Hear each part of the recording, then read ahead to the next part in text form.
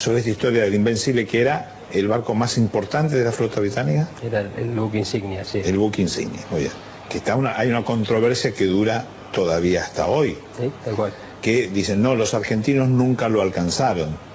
Pero usted participó de esa misión. Sí, participé. ¿Y entonces? Bueno, esto fue...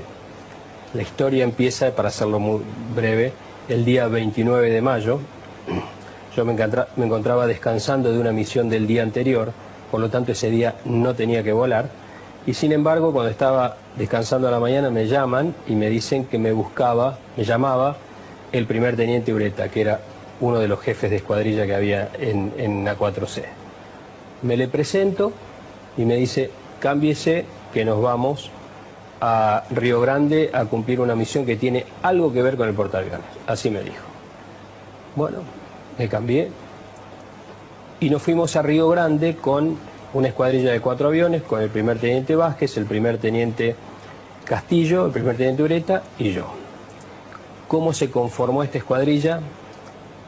En forma anormal, no era el sistema que utilizábamos nosotros, ni la Fuerza Aérea usó el sistema de voluntarios, pero para este caso se reunió a los jefes de escuadrilla, los más antiguos, se pidieron 2 voluntarios y se presentó el primer teniente Vázquez y el primer teniente Ureta. Y les dieron a ellos la posibilidad de elegir a sus numerales. Vázquez lo eligió a Castillo y Ureta a mí. ¿El numeral qué es? Es el piloto ese que lo acompaña. Que lo acompaña, que depende de jefe, operativo desde su jefe. Y después se arma una cuestión jerárquica entre el 1, el 3, el 2 y el 4, pero a mí no me importaba, siempre era el 1. Siempre era 4, sí. Tal cual.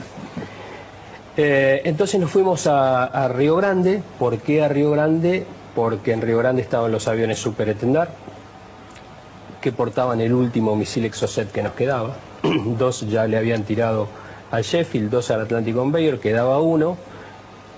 El portaaviones había sido detectado y estaba a distancia, estaba en alcance. Hasta acá siempre estaba lejos o estaba fuera de nuestro alcance y no podíamos llegar, pero llegó el momento en el cual estuvo en distancia y se armó esta operación. Así que fuimos nosotros, nos juntamos con la gente de Superetendard y el día 29 se frustra la operación por un problema que tenía uno de los reabastecedores de los aviones KC-130, por lo tanto se pasa para el día 30. El día 30 se realiza la operación, despegamos alrededor del mediodía. ¿Con qué aviones? Con 2 Superetendard que llevaban un misil Exocet y 4 aviones A4C con estos 4 pilotos que acabo de nombrar, que llevábamos 3 bombas de 250 kilogramos cada uno, más 200 proyectiles de 20 milímetros. Despegamos al mediodía después de los Super, nos juntamos con los KC-130 que habían salido de otra base y nos estaban esperando unos 180 kilómetros al sur de las Islas Malvinas, sobre el océano. Nos juntamos con ellos, hacemos reabastecimiento, en el Hércules de adelante los 2 Superetendard y en el Hércules de atrás nosotros 4. El Hércules tiene 2 mangueras, una en cada ala, así que entrábamos de a 2. 2 entraban, 2 esperaban y así sucesivamente. Y navegamos junto con ellos haciendo reabastecimiento en vuelo con rumbo este, unos 180 kilómetros más aproximadamente. Cuando termina esta fase de reabastecimiento en vuelo, nos desprendemos de los KC-130, ellos se van a orbitar a otro lugar, solos, sin escolta y sin armamento, esperando a que alguno de nosotros volviera y pudiera necesitar combustible, lo cual habla muy bien de ellos. Nosotros descendimos en ese punto, formamos los 2 Superetendard a aproximadamente 1000 metros, y a la izquierda del Superetendard que llevaba el misil formó Vázquez y Castillo, y a la derecha del otro Superetendard que no tenía misil y que iba de apoyo radar, formó Ureta y formé yo. Yo iba a la derecha de los 6 aviones.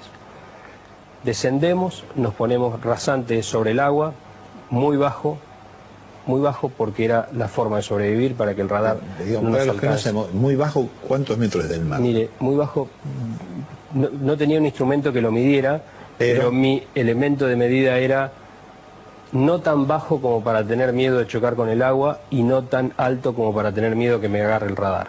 Y en esa franja andábamos, pero era muy bajo. Ha habido casos de aviones que levantaban estela arriba del agua, pero en realidad eso era lejos de ser temerario, era una técnica de supervivencia. El que volaba abajo no lo veían, o lo veían muy cerca y le daba, el factor sorpresa estaba del lado suyo.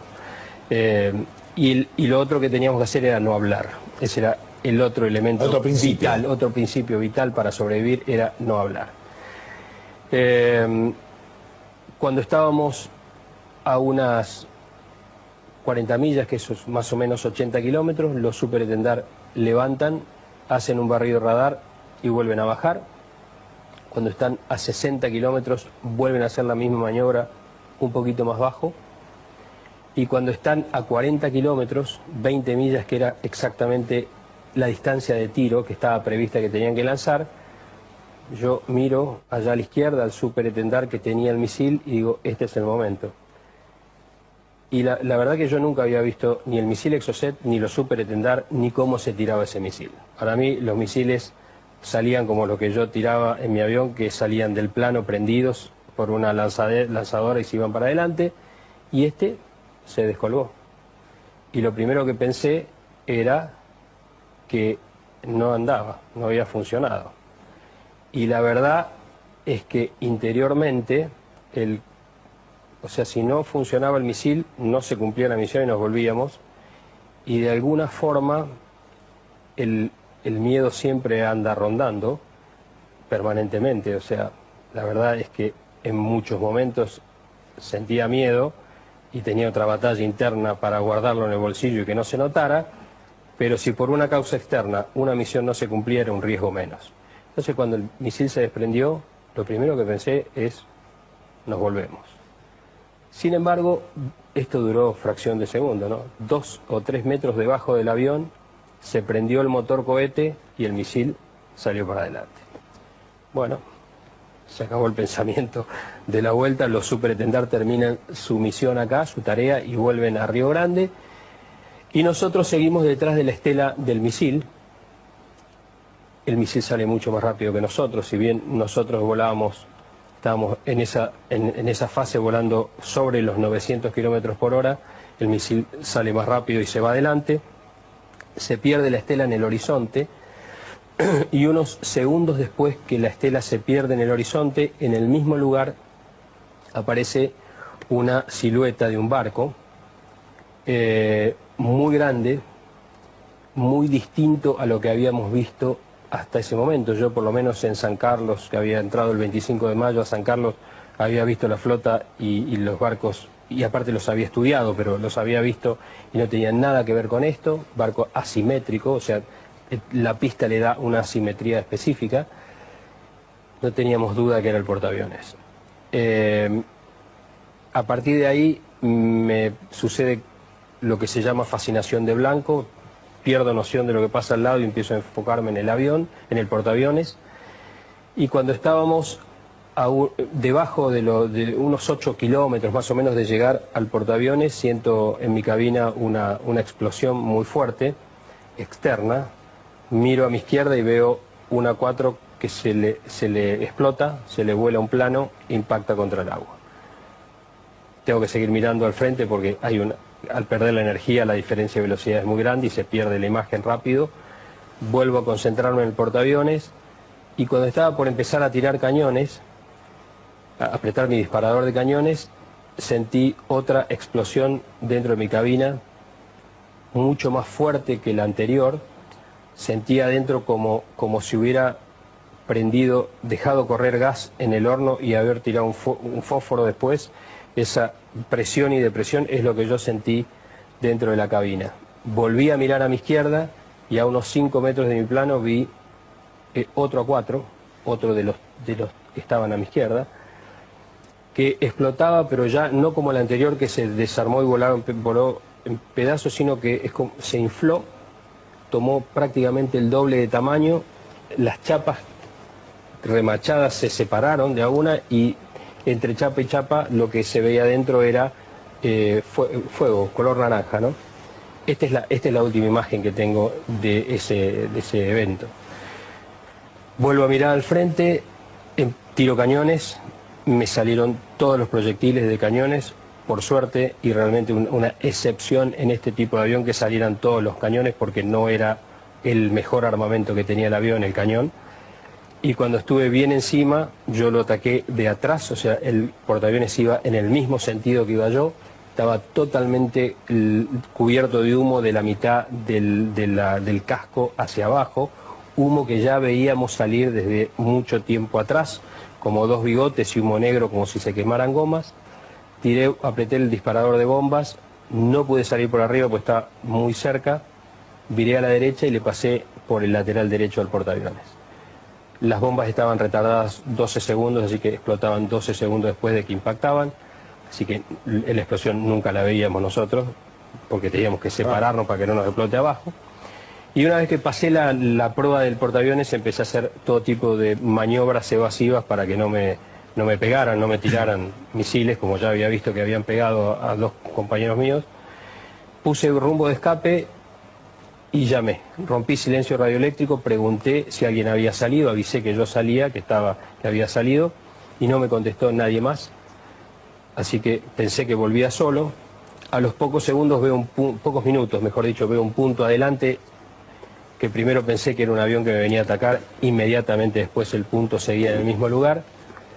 Me le acerco, no podía hablar con él, si bien llamaba no nos podíamos comunicar. Bien cerca el piloto levanta el brazo y me hace seña para que me reúna, y cuando levantó el brazo le vi el buzo color naranja, y en nuestro escuadrón teníamos distintos tipos de buzo porque habíamos recolectado para poder volar sobre el océano distintos tipos de buzos especiales para volar sobre el agua, que se llaman antiexposición, y teníamos solamente en nuestro escuadrón dos buzos color naranja. Uno era el mío y el otro era el del primer teniente Ureta. Y cuando levantó el brazo, o sea, más que ver que era Ureta el que estaba al lado volando, lo que supe en ese instante fue que los derribados habían sido Vázquez y Castillo. Volamos juntos un trecho más, restablecimos nuestra comunicación radioeléctrica, hicimos el cálculo de combustible y el primer teniente decidió volver a los reabastecedores para hacer nuevamente un reabastecimiento y combustible. Nos reunimos con ellos, que nos estaban esperando en el punto exacto donde debían estar. Les pasamos el informe preliminar de misión de lo que había sucedido. Sobre todo era importante avisarles que había sido derribados dos pilotos y que no había habido probabilidad de eyección, para que no se generara una búsqueda y salvamento por algo que ya sabíamos que no tenía ningún sentido hacerlo, y lo cual era muy engorroso, había que entrar a través de la Cruz Roja, estaba al lado de la flota inglesa, o sea que era un trámite que realmente no tenía sentido generarlo porque habíamos visto los derribos y que no había posibilidad de supervivencia. Así que terminamos de reabastecer y de pasar esta información preliminar.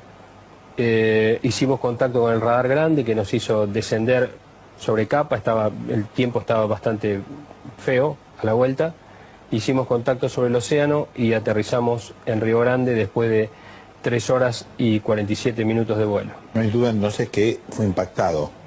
No hay ninguna... No hay duda. No. El misil Exocet le pegó, el humo que vimos en la trayectoria final lo confirma, y tanto Ureta como yo le tiré los 200 proyectiles desde atrás, y tanto Ureta como yo descargamos las bombas antes de llegar.